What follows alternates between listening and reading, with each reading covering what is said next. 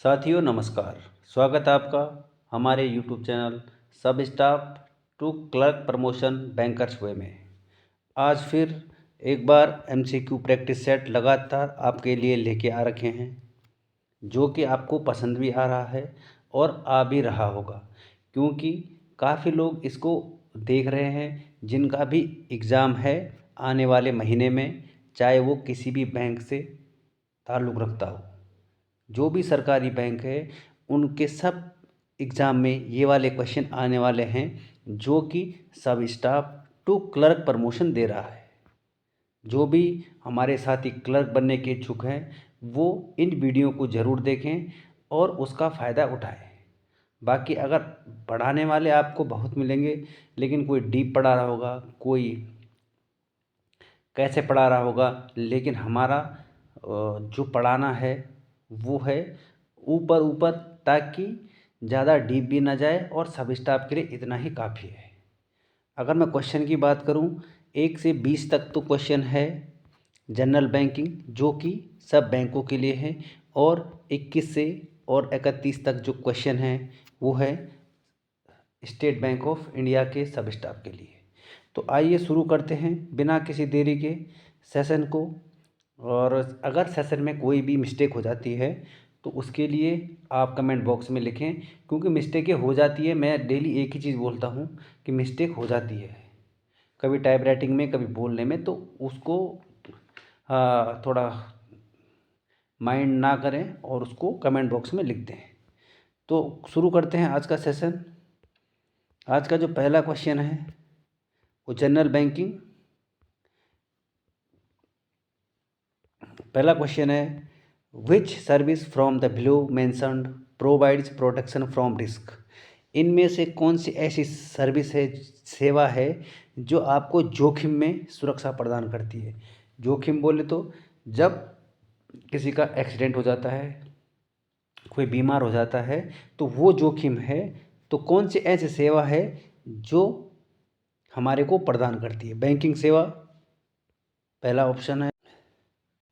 Next, transportation, परिवहन। तीसरा है इंश्योरेंस। चौथा है पोस्टल एंड टेलीकॉम। लेकिन जब भी एक आम आदमी, एक कस्टमर, एक इंसान बीमार होता है तो उसको सबसे पहले इंश्योरेंस की ज़रूरत पड़ती है। जैसे LIC हो गया, कोई सा भी इंश्योरेंस होता है, जो मेडिकल इंश्योरेंस, उसकी ज़रूरत पड़ती है। तो यहाँ पर जो सही आंसर हो जाएगा वो हो जाएगा इंश्योरेंस।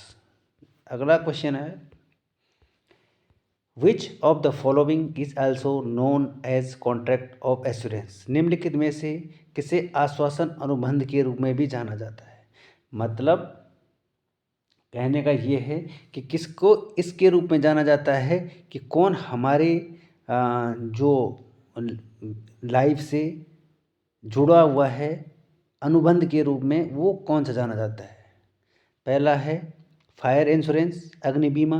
दूसरा है मैरीन। मैरीन होता है समुद्री, बोलते हैं ना सबमरीन, तो वही मैरीन है। तीसरा है लाइफ इंश्योरेंस और चौथा है हेल्थ इंश्योरेंस। तो इसका जो सही, और अगर मैं राइट आंसर बताऊं तो इसका हो जाएगा आपका लाइफ इंश्योरेंस, जो हमारे लाइफ से जुड़ा रहता है, उसे कहते हैं अनुबंध या assurance. Next, a person of firm who gets compensation is called. अगर कोई व्यक्ति फर्म को चला रहा है या कोई व्यक्ति है मुआवजा पाने वाला है, उसको क्या कहेंगे। कंपनी कहेंगे, इंश्योर्ड कहेंगे, प्रीमियम, या हैपनिंग अबाउट द इवेंट। तो जो भी व्यक्ति, जो भी कस्टमर अगर फर्म या पर्सन कंपनसेशन मुआवजा पाता है तो वो उसे कहते हैं बीमा। बीमा कहते हैं उसको, बीमा कंपनी ने उसको बीमा कहते हैं। नेक्स्ट अगला है,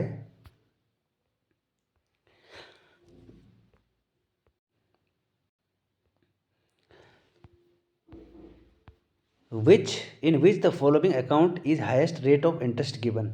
इनमें से सबसे ज़्यादा रेट ऑफ इंटरेस्ट, सबसे ज़्यादा ब्याज कौन से अकाउंट में मिलता है। सेविंग अकाउंट में, करंट अकाउंट में, रिकरिंग अकाउंट या FD।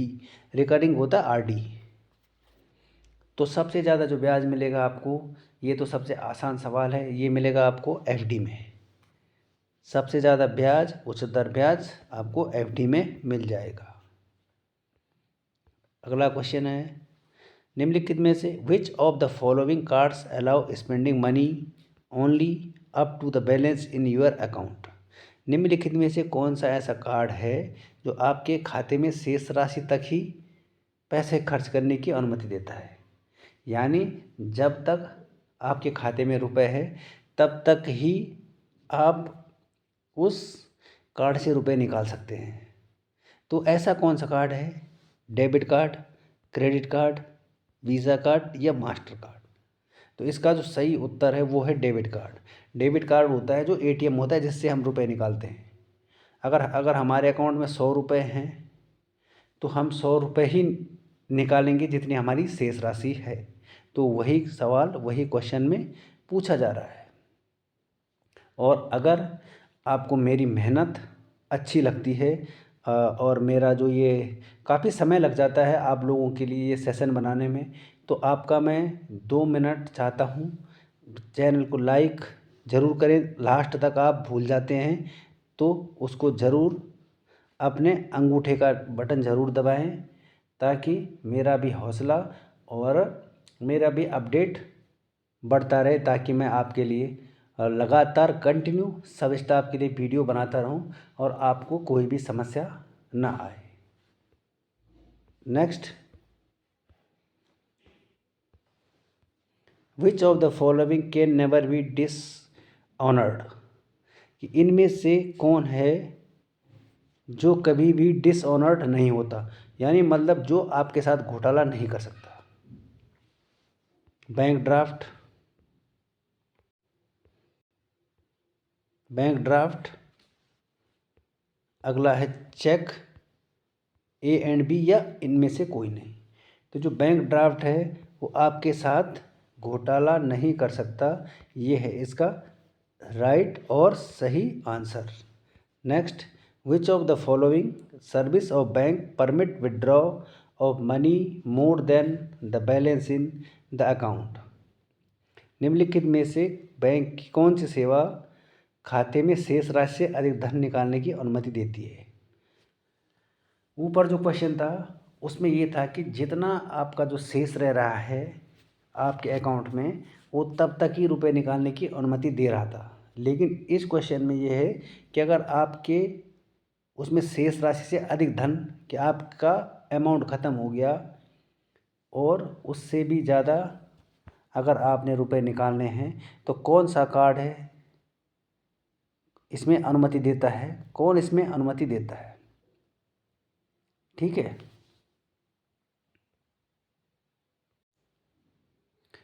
Bank draft, overdraft, bank cheque या फिक्स डिपॉजिट। तो इसका जो सही आंसर है वो है ओडी। ओडी तो आप लेते ही होंगे, ओवरड्राफ्ट ही आपको अधिक धन निकालने की अनुमति देता है। Next, principle of indemnity is not applicable. कि जो क्षतिपूर्ति का सिद्धांत है वो किस में नहीं होता है। तो पहला ऑप्शन है मैरीन इंश्योरेंस, समुद्री बीमा। दूसरा है अग्नि बीमा। तीसरा है लाइफ इंश्योरेंस। चौथा है नन। इसका आंसर है लाइफ इंश्योरेंस। अगर कोई भी क्षतिपूर्ण हो गया तो ये कोई सिद्धांत क्षतिपूर्ति का लागू नहीं होता, इसमें आपको इंश्योरेंस ही मिलता है। ठीक है, नेक्स्ट,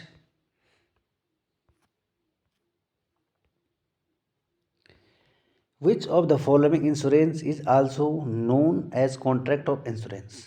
इनमें से अनुबंध बीमा कौन सा जाना जाता है। ये आपको मैं ऊपर भी करवा चुका हूँ, इसका आंसर LIC है। ये क्वेश्चन दोबारा रिपीट हो चुका है तो इसके लिए थोड़ा क्षमा चाहते हैं, ये दोबारा रिपीट हो गया है।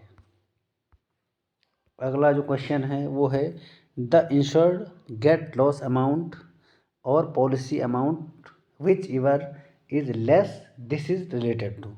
बीमा धारक को हानि राशि मिलती है और पॉलिसी राशि जो भी कम हो वो इनमें से किससे संबंधित है?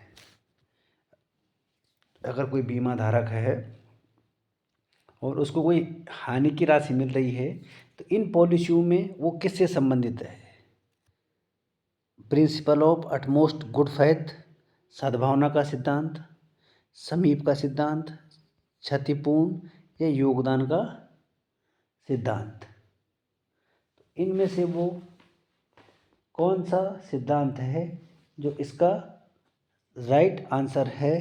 तो इसका आंसर हो जाएगा क्षतिपूर्ति का सिद्धांत, यानी प्रिंसिपल ऑफ इंडिमेनिटी। ठीक है, indemnity, option number 3। Next, there is no minimum transaction values.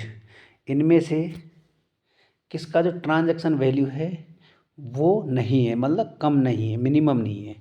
NEFT, RTGS का तो आपको पता है, जो एनईएफटी है इसका कोई मिनिमम ट्रांजैक्शन नहीं है। ठीक है, नो लिमिट है इसकी। बाकी ये तीनों ऑप्शन नहीं है। ये मैंने आपके लिए कम्युनिटी बॉक्स में भी क्वेश्चन को डाला था, शायद आपने उसको किया होगा। अगला क्वेश्चन है,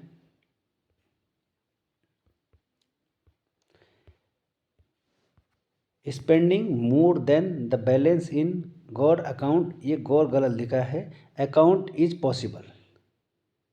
कि किस खाते में ज़्यादा बैलेंस रहना, मतलब पॉसिबल ऐसे नहीं कि अगर आप उसके लिए जो रिचार्ज कराते हैं, या जैसे आप क्रेडिट कार्ड है तो क्रेडिट कार्ड को आपको उसमें आप रुपए डालने पड़ते हैं।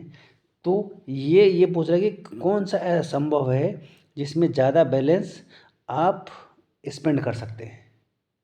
यानी मतलब अगर बैलेंस नहीं है फिर आप डालोगे, या बिना बैलेंस डाले आप उसको खर्च कर सकते हैं। तो जो ऑप्शन है डेबिट कार्ड तो है नहीं, क्योंकि डेबिट कार्ड में तो हमारा खुद का पैसा रहता है। लेकिन जो क्रेडिट कार्ड है जो लिमिट के हिसाब से आपको रुपए देता है, तो इसका जो सही आंसर है वो है credit card. Next, the subject matter of life insurance is. जो लाइफ इंश्योरेंस है उसका सब्जेक्ट मैटर क्या है, कि मतलब किससे रिगार्डिंग है लाइफ इंश्योरेंस? पहला ऑप्शन है ह्यूमन लाइफ, यानी जो मनुष्य जीवन है, या फिजिकल प्रॉपर्टी, शिप, या नन। तो कोई भी अगर लाइफ इंश्योरेंस है तो जो मानव जीवन है उससे ही संबंधित होता है, वो मनुष्य के जीवन से। अगला क्वेश्चन है, what type of risk is associated with failed internal process man power mistake? कि विफल आंतरिक प्रक्रिया, जनशक्ति गलतियों आदि से किस प्रकार का जोखिम जुड़ा है? क्रेडिट रिस्क नहीं जुड़ा है, मार्केट रिस्क नहीं जुड़ा है, और मिसलियंस रिस्क ये भी नहीं जुड़ा है। तो जो जुड़ा है उसको बोलते हैं ऑपरेशनल रिस्क, जो कि associated with failed internal process man power mistake से जुड़ा हुआ है। जो जोखिमी से जुड़ा है वो जुड़ा है operational risk. Next, full form of UCIC. UCIC की फुल फॉर्म क्या होगी? ये है option, unique customer identification code, UCIC. Unique current education board, ये तो होगा नहीं क्योंकि इसमें बी है। यूनिकोड एंड वैकेशन करंट, और अंत में है अनलिमिटेड कोड आइडेंटिफिकेशन कंपनी। तो आपने ये देखना है कि यू से क्या बनेगा, यूनिक, सी से कस्टमर, आई से आइडेंटिफिकेशन, और सी से कोड। तो इसका जो सही आंसर है वो है पहला वाला, ऑप्शन नंबर ए, इसका राइट आंसर हो जाएगा। Next,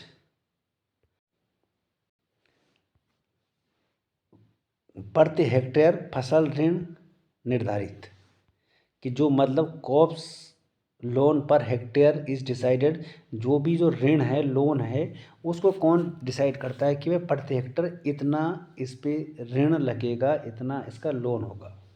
RBI technical committee, need based operation, state technical committee या डिस्ट्रिक्ट टेक्निकल कमेटी।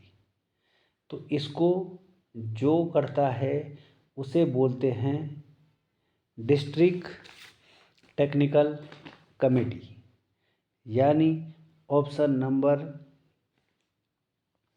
डी इसका राइट आंसर हो जाएगा।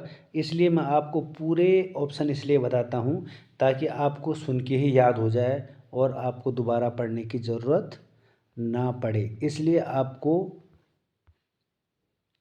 बोल के सुनाना पड़ता है मेरे को।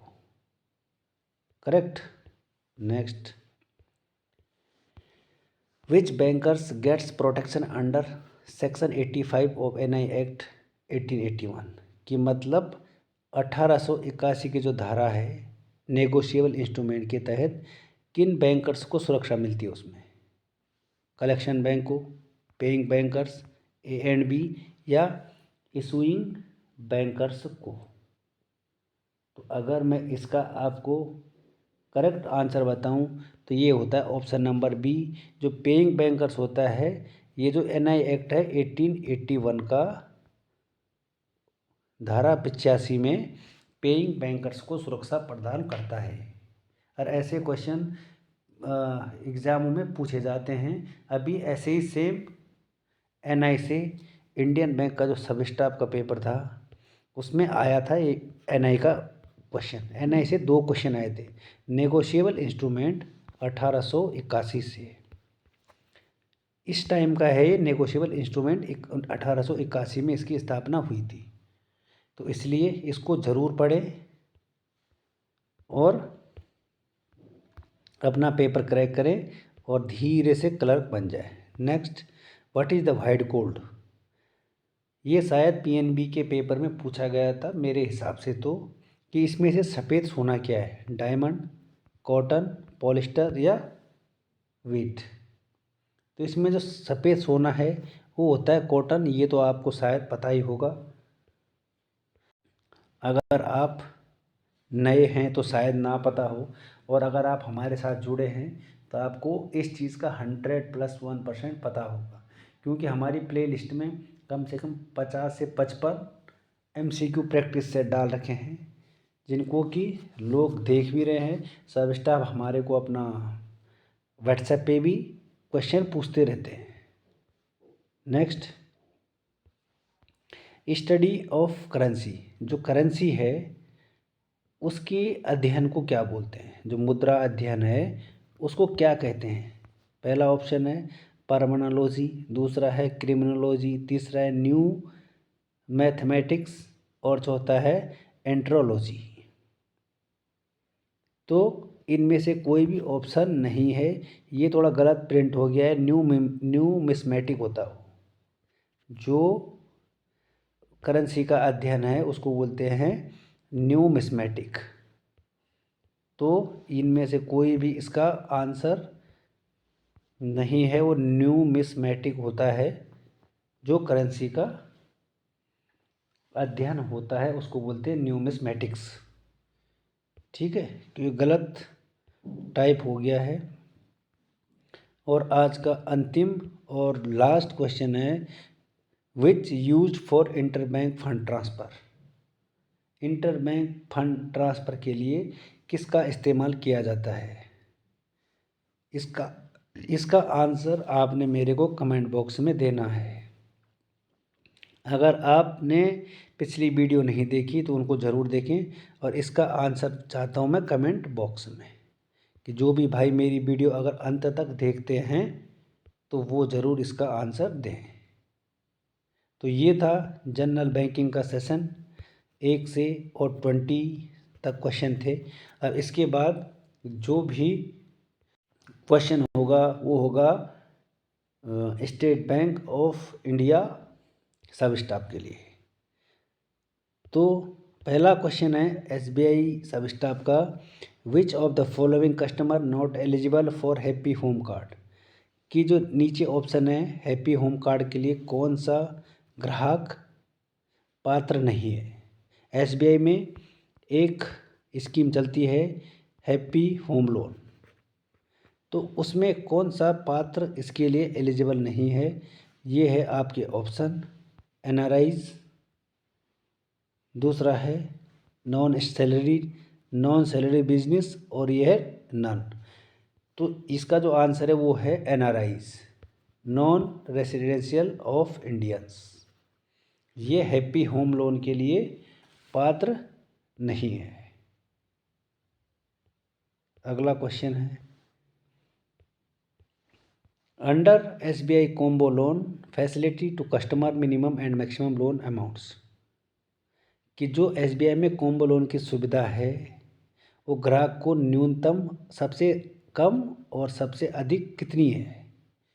20 लाख से ऊपर, 10 लाख से 50 लाख के बीच में, 25 लाख से 50 लाख, या 20 लाख से 50 लाख। तो जो ये कॉम्बो जो लोन है ये है 20 लाख से 50 lakh. Option number D is the correct answer.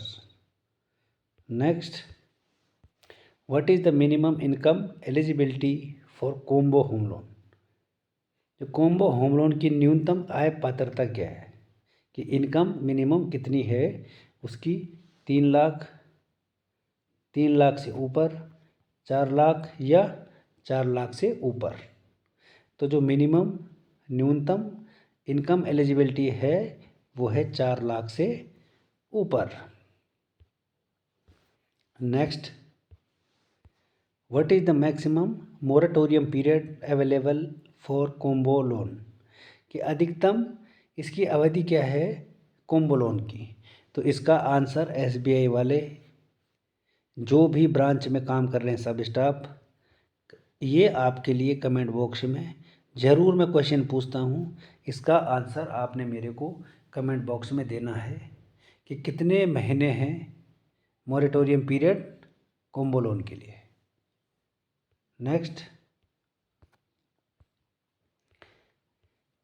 CIF length as, जो CIF होता है कि आपको पता होगा CIF, पहले तो आपने मेरे को CIF की भी फुल फॉर्म बतानी है कमेंट बॉक्स में, और उसकी जो लेंथ है वो कितनी होती है, 11, 10, 12 या 9।